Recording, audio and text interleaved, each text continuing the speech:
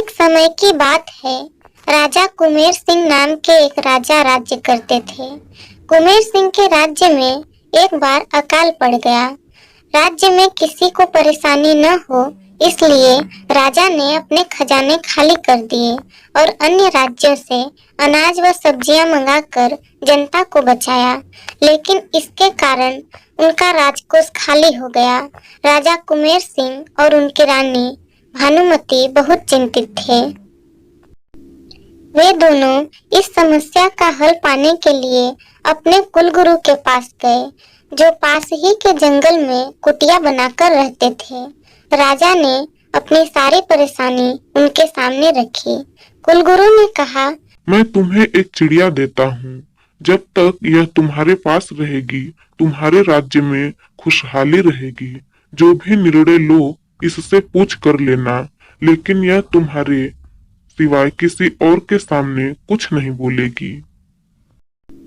राजा और रानी दोनों चिड़िया को लेकर चल देते हैं। तभी गुरुजी ने कहा, राजन, इस चिड़िया को हमेशा खुश रखना, नहीं तो तुम भी खुश नहीं रह पाओगे। राजा और रानी चिड़िया को राजमहल में ले आते हैं। इसके बाद राज्य से संबंधित जो भी निर्णय लेने होते राजा अकेले में चिड़िया से पूछता और चिड़िया जो भी निर्णय बताती उसके अनुसार काम किया जाता था। देखते ही देखते राजा कुमेर सिंह का राज्य फिर से खुशहाल हो गया। यह देखकर राजा रानी बहुत खुश हुए, लेकिन राजा को एक डर सताने लगा कि कल यदि इस चिड़िया को कोई ले गया तो क्या होगा। यह सोचकर राजा चिड़िया को कहीं बाहर नहीं जाने देता था। उसे पिंजरे में हमेशा कैद रखता था। रानी के महल में चिड़िया रहती थी, जहाँ किसी को जाने नहीं दिया जाता था। एक दिन रानी ने राजा को बताया, महाराज, चिड़िया बहुत उदास है। कल से उसने दाना भी नहीं चुगा है। राजा ने उससे जाकर कारण पूछा, लेकिन चिड़िया कुछ नहीं बोली। अब राजा उससे राज्य के संबंधित कोई भी प्रश्न करता तो चिड़िया चुप रहती थी। राजा चिड़िया को लेकर अपने कुलगुरु के आश्रम पहुंच गया। कुलगुरु ने कहा, राजन, इस नन्ही सी जान ने तुम्हारे राज्य को समृद्ध बना दिया और तुमने इसे कैदियों की तरह पिंजरे में कैद कर दिया।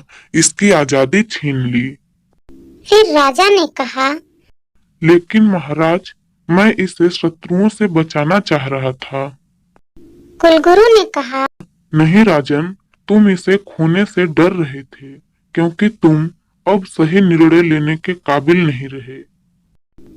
राजा को यह बात समझ में आ जाती है। वह कहता है, गुरुजी, मुझे अपनी भूल का एहसास है। मैं अब किसी चिड़िया की मदद से राजपाट नहीं चलाऊंगा। अब मैं खुद निर्णय लूंगा। यह कहकर वह वापस आकर अपने राज्य की देखभाल करने लगा। इस कहानी से हमें यह शिक्षा मिलती है कि किसी भी जीव की आजादी छीन लेने से उसकी प्रतिभा नष्ट हो जाती है। जीवन में हमेशा आजाद पंछी की तरह उड़ान भरो। ज्यादा चिंता भी एक प्रकार की कैद है। इससे बाहर निकलकर देखो, रास्ते स्वयं नजर आने लगेंगे।